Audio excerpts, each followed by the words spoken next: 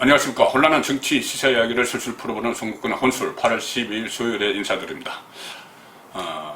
차명이면 전 재산을 국고로 환원하겠다. 재산을 모두 걸 뿐 아니라 국회의원직도 사퇴하겠다. 목숨을 내놓으라면 그것도 내놓겠다. 자, 작년에 뜨들썩했던 사건이 있었죠. 손혜원 당시 민주당 의원, 나중에 탈당을 해서 무소속이 됐는데 손혜원 의원의 전남 목포 부동산 투기 의혹 상당히 시끄러웠습니다. 대통령 부인과 절친이죠. 손혜원 전 의원. 당시 그 투기 의혹이 제기가 되니까 여기에 맞서서 기자회견도 하고 본인의 유튜브로 또 반박을 하고 결백을 주장하면서 온갖 노이즈 마케팅을 다 벌였습니다.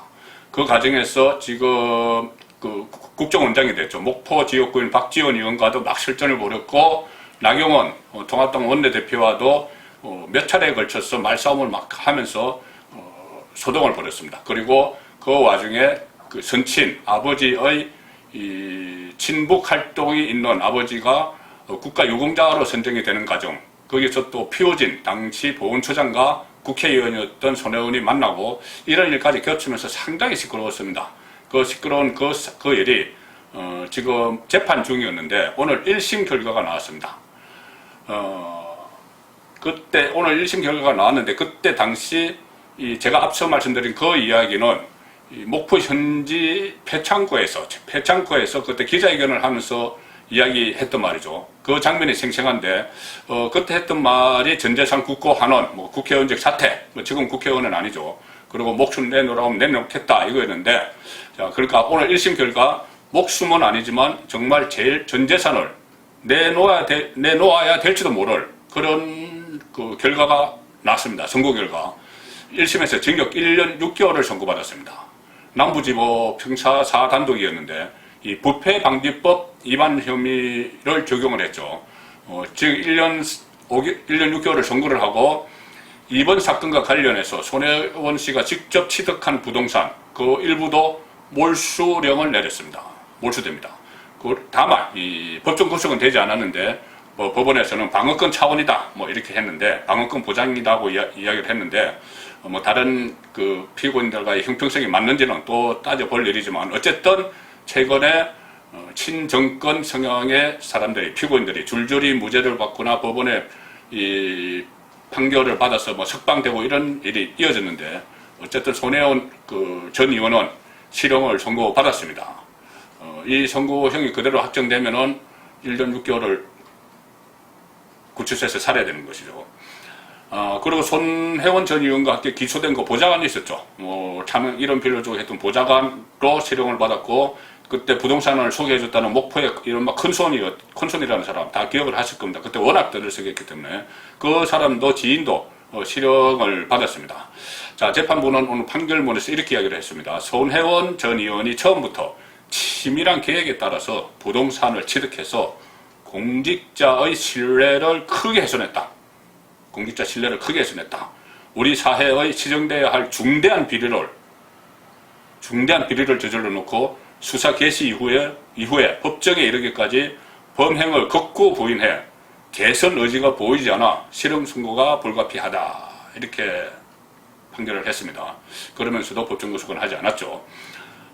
손혜원 의원은 아시다시피 간략하게 정리해 드리면 2017년 5월과 9월에 두 차례에 걸쳐서 미공개 정보, 공개되지 않은 정보, 목포시의 도시재생 사업 자료, 이것을 목포시청 관계자들에게 받은 겁니다. 국회의원직이 아니었으면 받을 수 없었겠죠. 그것을 이용해서 본인의 조카, 지인, 또 그 남편이 이사장이죠. 그때 당시 크로스 포인트 문화재단, 이 명의로 14억 원 상당의 부동산을 거의 그 목포 구도심을 싹쓸이 하다시피 매입을 했었죠.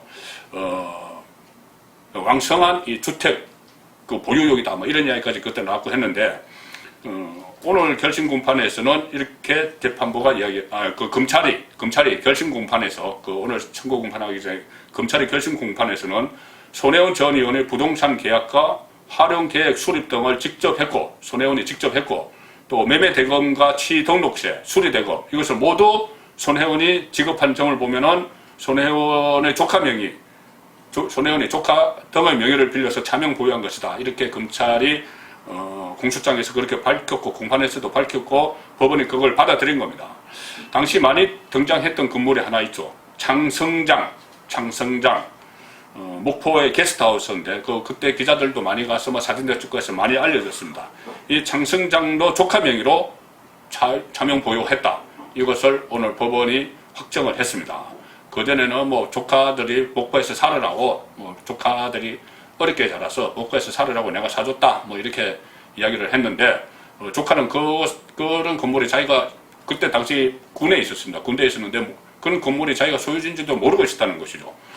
그러면서 이것을 모든 취득세 등록세도 손혜원이 다 냈기 때문에 이것은 손혜원 것이다. 이렇게 오늘 인정이 됐습니다. 법원에서. 당시 또 하나 또 시끄러운 일이 있었죠. 손혜원 씨 동생 손모 씨가 남동생 또 방송에 나와서 친누나와 막 설전을 벌이는 그런 희한한 광경도 있었습니다. 이 게스트하우스 창성장, 그러니까 이 친동생, 손혜원의 친동생의 아들 이름으로 된 것이죠. 그러니까는 이 친동생이 방송이나 이런 데 언론과 접촉을 인터뷰를 하면서 창성장에 대해서 내 아들 소유 아니다. 이렇게 이야기를 했습니다. 손혜원이 그냥 이름만 그냥 강제로 가져간 것이다. 이렇게 이야기를 했죠. 그리고 당시 동생, 손혜원의 동생은 앞으로 손혜원의 거짓말을 하나하나 밝히겠다. 이렇게 이야기를 했고, 그 이후에도 여러 가지 폭로들을 이어갔습니다. 그리고 자기 아들은 집주인이라면 당연히 가지고 있어야 할 등기 권리증조차도 없다. 이렇게 이야기를 했고요. 그렇게 이야기하니까 손혜원 의원이, 당시 의원이 동생을 또 비난을 하고 엄해를 했습니다. 내 동생이 도박에 빠져서 이혼했다. 이 때문에 나하고는 교류가 없었다. 이런 식으로 이야기를 하고 또 동생이 반박을 하고 그런 일이 있었죠. 그리고 손혜원 의원이 차명의 사실이면 재산을 환원한다. 그렇게 이야기했죠. 그것을 가지고 손혜원 동생이 이렇게 이야기했습니다. 손혜원이 얼떨결에 말한 대로 재산을 모두 목포시에 헌납을 한다면 내가 분신 자살하겠다. 이렇게까지 그건까지 했습니다. 절대 그럴 사람이 아니라는 것이죠. 그러면서 분신 자살하겠다고 하면서 그러나 그럴 기회가 없을 것 같아. 또 이렇게도 이야기했습니다. 손혜원 의원이 자기가 잘못을 인정하고 전 재산을 사유하는하고 그럴 사람이 아니다. 이것이 친동생의 말이죠.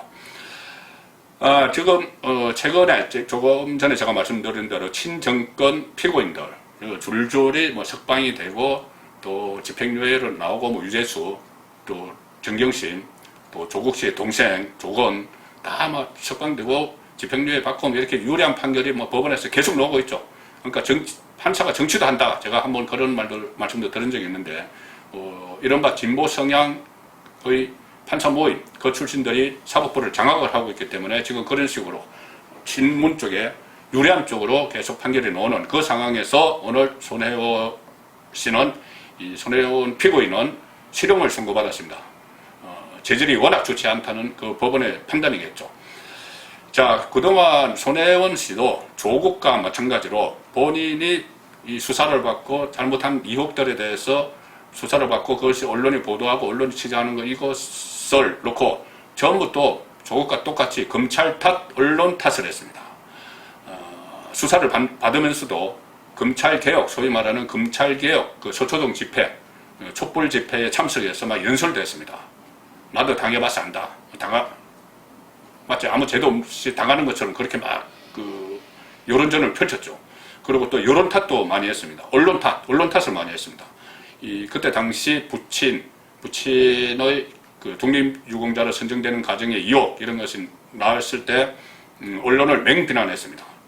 그러니까, 불법을 저지르고도 손혜원뿐이 아니라 조국, 또 윤미향, 다 마찬가지죠. 김경수, 다 불법을 저지르고도 반성을 하고 그것을 인정하고 사과하기는, 국민에게 사과하기는 커녕 이 모든 것을 검찰개혁에 저항하는 것이다.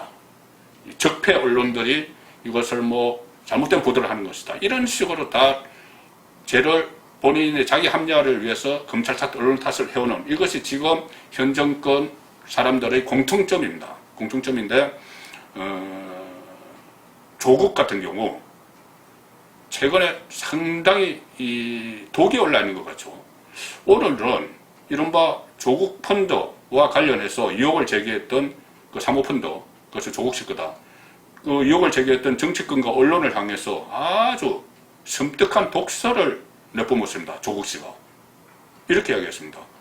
망어 중재, 악구 중재를 지은 자들 발설 지옥에 들어갈 것이다. 이게 불교의 십악참회라는 데 등장한다는 용어인데요. 망어 중재, 거짓말로 지은 죄, 악구 중재, 악한 말로 지은 죄, 그 사람들은 발설 지옥에 들어갈 것이다. 뭐 발설 지옥 말로 표현하기도 그렇습니다. 뭐 뽑을 발자다 혀설자네요. 자, 여태까지 이런 사람들이 언론 탓만하고 검찰 탓만 했던 그들을 그들의 의혹을 비판한 언론과 야당의 독설을 막 내뿜고 본인은 마치 아무 죄가 없는데 이 적폐들로부터 탄압을 당하는 것처럼 정권은 본인들이 다 권력을 가지고 있으면서 그렇게 위장하고 포장된 이 사람들의 판결 결과 앞으로 어떻게 나올지 지켜보겠습니다. 송문권의 혼술이었습니다.